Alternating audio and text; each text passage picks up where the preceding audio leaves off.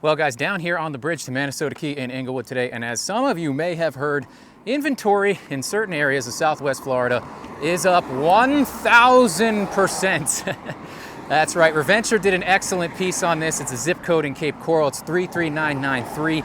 Their listings went from 80 single family homes to over 800 according to his app, but when I looked at Zillow, it's actually 900, and when I pulled the board stats for April for that zip code, the Florida Realtor stats, it was actually 940. So the truth is probably somewhere in the middle. Either way, that's going to give you 8-something months of supply. With that being said, guys, their sales are up 20% year over year for April. I haven't been able to see May yet. I can only pull what's in my MLS, but I'll be interested to see that because what I'm seeing in my areas is 8, 9, 10 months of inventory. Well, that's been cut down quite a bit now. We're starting to look at 5, 6 months of inventory. Back to more of a balanced market across Charlotte County. Northport as well, Sarasota, their May numbers, their inventory was at 4 months and change. And I hate to say that, guys, but that's a seller's market.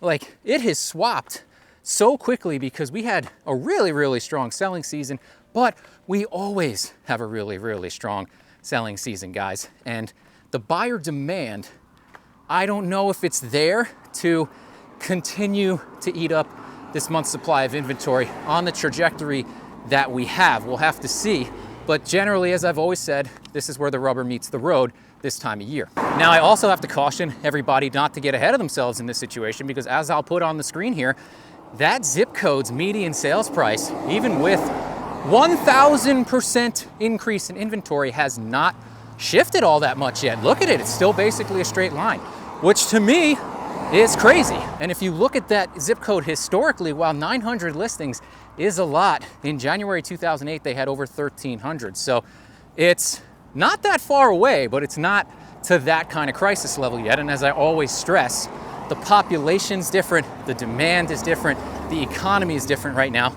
The Wall Street Journal coming out saying that more Americans are making profits, the highest profits they've ever made off their investments and their accounts, and that's true, guys. So a lot of cash out there, a lot of people doing very well that could scoop these things up are still willing to pay. But if you even take $1 million, which is very conceivable that somebody could have made in real estate or the stock market over the past 3 to 4 years, you throw that into a high interest bearing account, I mean, you're looking at like over $4,000 a month. So that's when sales pop 20%. I mean, if you got an extra 4K coming in and you come down to Cape Coral and you're like, I'm paying a little more than I think I should, but what am I gonna do with the money? You know, that's what's still fueling all of this, I think. Now, guys, do I think that houses are overpriced in the region? Could they afford to come down? Yeah, I think so. I mean, that's why I make the offers I offer. I think locals need a chance. I mean, this is crazy here. But with that being said, it's all a matter of perspective, and that's what we're seeing here in these areas. If you did very well financially over the past couple of years, some of these prices don't even faze you. As I've mentioned before, people see the taxes down here from New York and New Jersey and California, and they're like, I'll buy 2. It's nuts. So it really depends on perspective and your buyer, and nobody really knows where it's gonna go.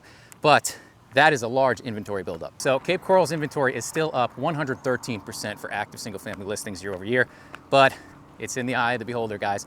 What some people see as price too high, other people see as opportunities because we have so many different financial and economic situations right now that it's person dependent. I hate to say that. And right now, even with all that inventory, like I said, doesn't seem to be moving the median sales price needle down there. And as myself and others have mentioned, guys, Florida listings, single family and condos, as a whole are up immensely, but there's 90,000 single family homes for sale in Florida right now. In 2008, there was 252,000, guys. So I don't mean to sound bullish on this by any means, but with the inventory buildup, especially in a place like that in Cape Coral, I mean, I would have said to myself, hey, there's gotta be a bigger price decline. It can't just stabilize.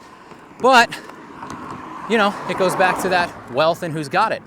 When you have GameStop a few weeks ago, jumping 30, 50% overnight, and there's people that have $500,000 in that stock, It's like, well, they just made 150, 250 grand.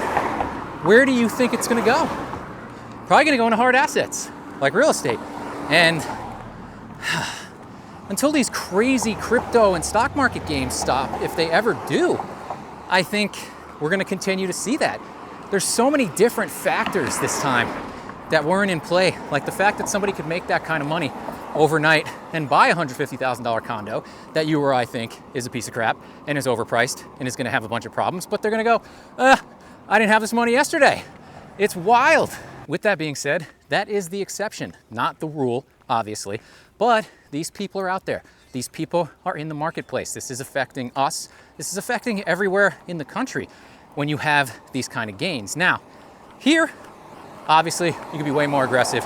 Things aren't really going over ask unless they're price for bidding wars. There's no more crazy stuff. There are some delusional parties still, though. I attempted to show a $1 million house up in Lakewood Ranch and was shocked to find that they will not let you have an as-is contract.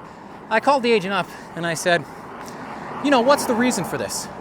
They said, oh, we're not doing that. We don't do as-is contracts.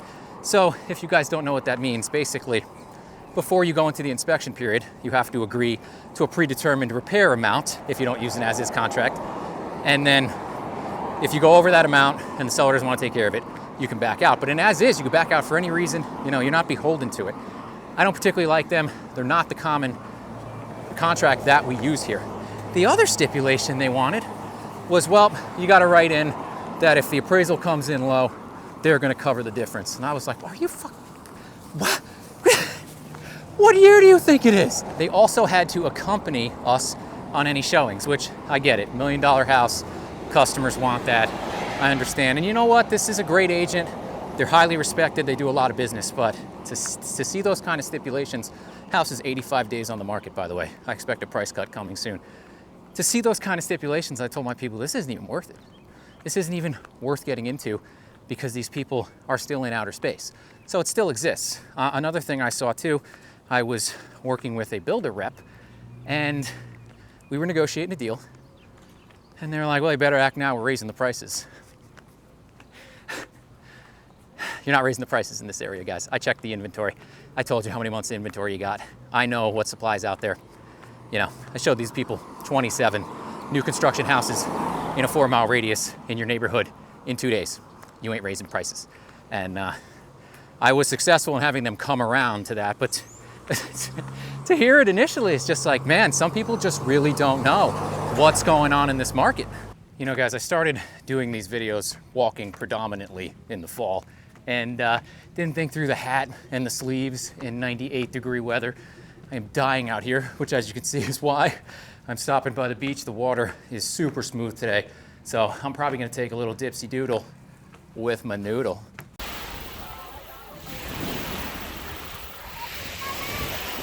Look at this guy, he's got a line. Mopping up. What a great idea. Sea King ice cream, guys, check them out.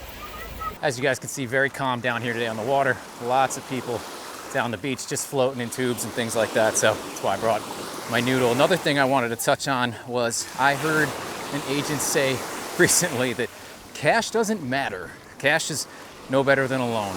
Well, guys, cash is king. You guys know my stance on that. And when interest rates are 3%, yeah, maybe cash isn't that big of a deal. Though even while they were 3% and there was bidding wars, who beat out everybody? Cash investors. It wasn't people getting first-time home buyer loans or VAs or even really conventional mortgages. Cash won the day. So even now, I think that that's really ludicrous for somebody to say that. And people do want deals with cash. They're going to be easier to transact with.